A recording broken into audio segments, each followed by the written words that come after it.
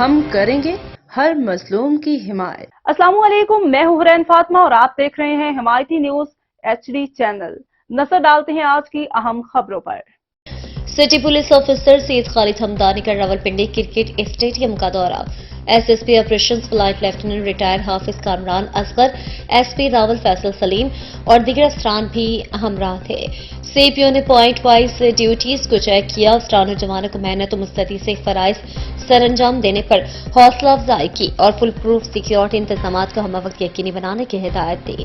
5000 سے زائد افسران و جوان سیکیورٹی ڈیوٹی فرائض سر انجام دے رہے ہیں۔